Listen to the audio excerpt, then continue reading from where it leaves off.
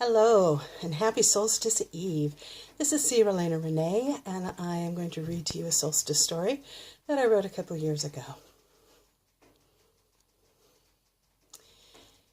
In the quiet of a solstice eve, a young pine tree on the edge of the forest gazed up at the bright north star. As the cold winter danced through her limbs, she sent her roots down more firmly into the soil. A great distance off, she heard the howl of a lonely wolf. Much closer, she heard the muting tinkling of an almost frozen stream. She loved the peaceful quiet of this time of year that invited you to extend your senses and feel so much a part of the wider universe. Of course, she knew that others did not feel this sense of awe and expansion. Many of her summertime friends left for other lands when the world grew cold. Bears went into their caves for a long winter's nap. And even the two-leggeds, those humans who had great magic, seemed to hole up in the winter. Perhaps, she thought to herself, it was the distance between her and her migrating friends that made her so aware of the wideness of the universe. For even though she did not see them each day, she was aware of them and looked for their return. And in the meantime, she thought, there are so many stars to contemplate and winds to dance with her. The pine tree's reverie was suddenly broken by a bright light down the valley. She became very curious as a dark figure moved her way. Jenna shivered. She left the warmth of the cabin and headed out into the night. After a moment, the cold air felt refreshing. She almost stopped to take off the heavy scarf her mother insisted she wear. But then she decided it might be a lot of work cutting down a tree for solstice, and if she broke into a sweat, she didn't want to risk getting cold on the way back to the cabin. This was her first year to be chosen as the one to bring home the solstice tree. She'd begged to do it when she was 11 years old, and then again when she was 12, but her mother wouldn't allow it. This year, her father convinced her mother that Jenna was old enough and skilled enough. Still, Jenna knew that if she was gone too long, her father would come after her. Jenna grabbed the axe, swung it to her shoulder, and headed to the forest. She'd been told not to go too far into the forest, but that would not be a problem. She'd spotted a beautiful tree on the edge of the forest when she was collecting pine cones last week. The tree was perfectly symmetrical and was big enough to fill the tree corner in the cabin. It would be the best tree they ever had. Jenna hummed as she walked up to the hill to the forest. The pine tree watched Jenna coming and moved her limbs in time to Jenna's music. What a delightful surprise, the tree thought. A sweet spirit coming to share music. What a perfect night. The pine was even more surprised when that sweet spirit came right to her. "Oh, you are even more beautiful than I remembered," Jenna said. "Starlight is reflecting on you, and you're shining. I think everyone will have to agree that you are the most beautiful tree ever." The pine tree bowed toward Jenna, and then stood up even straighter under such admiration. Jenna walked around and around the tree, determining the best angle to begin cutting. Satisfied that she had chosen well, Jenna took the axe from her shoulder and began to swing. "Aye! What are you doing? I thought you liked me," the pine tree stuttered. Jenna dropped her axe and stared. What's all this?" the old oak at the edge of the forest grumbled. He opened one eye and then the other. "Oh, I see. You, child, what are you doing with that axe?" Another tree was talking to her. Jenna was stunned. She'd heard whispers in the wind that she had always imagined were the trees talking, But now they were talking in words she could understand, and they seemed to be waiting for her to respond. "I am not a child. I am a young woman," Jenna answered. "And I have been sent by my family to get the solstice tree. It's a very important job. And I wanted to bring the most beautiful tree home. But you are alive." Tears started running down Jenna's face. "Of course she's alive," the oak tree grumbled. "We're all alive. We grow, we wither, we change with the seasons. You must have noticed this." "Yes, of course I noticed. I didn't mean you weren't alive, but you can talk, and you clearly have personalities," Jenna answered with a pointed look at the oak. "We also have feelings and awareness," the oak said, softening. Jenna dropped to the ground crying. What are you doing there?" the oak asked. Jenna sniffed. "I don't know what I'm going to do. I have to take a tree home, or I'll never be trusted again to do anything important.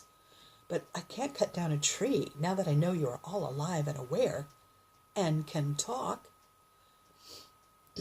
"Two-leggeds are so hasty," the oak said with a wave of his branches. "Trees and humans are part of the cycle of life, and we can serve each other. You need trees to warm your home. The forest can benefit by humans and their axes. I grow bigger and taller every day. But someday I might get sick. If I should fall, I might harm many trees around me. You could come and cut me down in just such a way that I wouldn't hurt anything else. In exchange, I will most willingly give you my wood to keep you warm, or whatever else you might need me for." Jenna wiped her eyes. "I will help you if I can when the time comes, but I'm still not sure what to do about getting a solstice tree." The oak spoke gently. "Look over there, young one. See that bunch of saplings all growing close together? One or more of them will die this spring because they cannot get enough sunlight. They're too close together. You can help by thinning the stand. You will serve the forest and have a solstice tree. Of course, it will not be as beautiful as this young pine here. She has so much space around her. She could grow tall and strong and be the home of many squirrels and birds and bugs. You might even enjoy her shade on a hot day." "I will really help the forest by taking a tree from that stand?" Jenna asked. "You will be giving life to many," the oak tree said. "How do I know which one to take?" "Listen with your heart, and you will find the tree that is willing to give his life for the good of the forest. Know that you will be blessing that tree by giving it such an honorable place in your home." "So all trees talk?" Jenna asked. "Can't the tree just tell me?" "Some trees talk. All trees sing. There are many voices: pine, birch, oak, apple. One of the songs will call to you, and you will know. Start by looking for a tree that looks like it might struggle for enough light. Then listen." Jenna walked toward the stand of crowded trees. They all sang. As she circled around the trees, looking for one that might struggle for space and light in the coming spring, she listened for some hint. She heard a voice that seemed to be struggling and walked to a tree that was crowded on all sides. Its song, sounded cramped. One side of the tree was almost flat, and it leaned into a larger tree. The other sides were not half bad, though. Jenna thought it looked as though the tree had grown beautifully all summer and fall, but there was no more room. It might have been her imagination, but Jenna was pretty sure the tree bowed towards her in greeting. "You're the one, aren't you?" Jenna asked the tree. It bowed towards her again. I promise to take you to a warm place where you will have plenty of space and will be celebrated for days. We'll put beautiful lights on you and string you with popcorn and cranberries. Eventually, we'll set you outside to feed the birds. We'll keep a small piece of your trunk to light the Yule fire next year. I will remember you forever, Jenna continued. I'll carve a beautiful tree from your wood. I'll make an ornament out of it to hang on every solstice tree I ever have. I'll tell my little brothers about this night. I'll tell them all that I have learned here tonight. I'll make them each a tree ornament, too, so they won't forget. So, what do you think? Jenna asked. Would you like to go home with me and be our family solstice tree? The tree bowed once again. I am very honored to meet you, Jenna said, and to invite you to spend the holidays with me and my family. Perhaps we should both take a big breath now. I'll be quick and true. Jenna gave it a quick hug and cut it down. She fluffed out its branches and did the same for the tree it had been leaning into. She found herself singing with the trees as she tied a rope around to the base of her pine.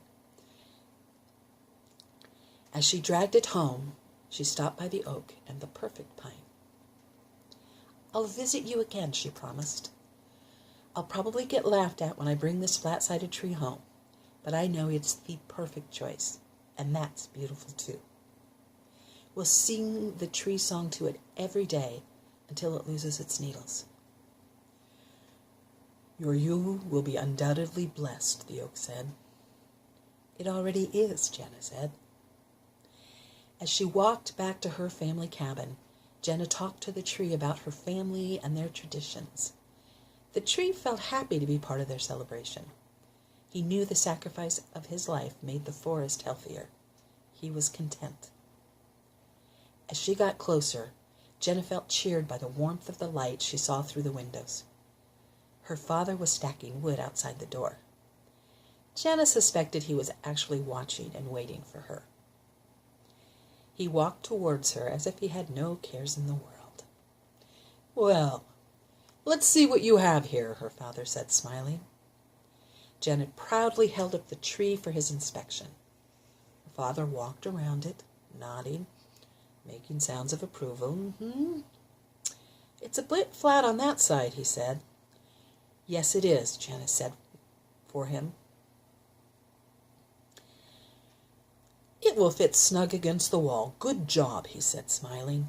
He lifted her chin and looked into Jenna's eyes. You seem different. You look more grown up. Father, she hesitated. Do you ever talk to the trees in the forest? Sure I do, he answered. They sometimes talk back. They've taught me a lot over the years. Me too, Jenna said with a grown-up voice, and she placed her hand in his. Her father chuckled. I am surprised, he told her. I thought you'd come back with that perfect pine that grows near the old oak. I've seen you circling her for days. I did think she would make the perfect Yule tree, Jenna admitted. But she will also make a perfect home for birds and squirrels for many years to come. Taking her would have been selfish. This tree, she said as she fondly fluffed its branches, wanted to come share our celebration. He left room for other trees in the forest to grow big and strong. This is a special tree. Daddy, can we not put him too close to the wall? Jenna asked. I promised he would have plenty of space all around him. Yes, her father whispered. We can leave him room. He squeezed her hand, then opened the door for her. Jenna's mother, her brothers, Grandma and Grandpa, were standing to welcome Jenna home. She smiled brightly and held the tree out in front of her. I found us the perfect tree, she announced. The end. Happy solstice, Merry Yule. Blessings.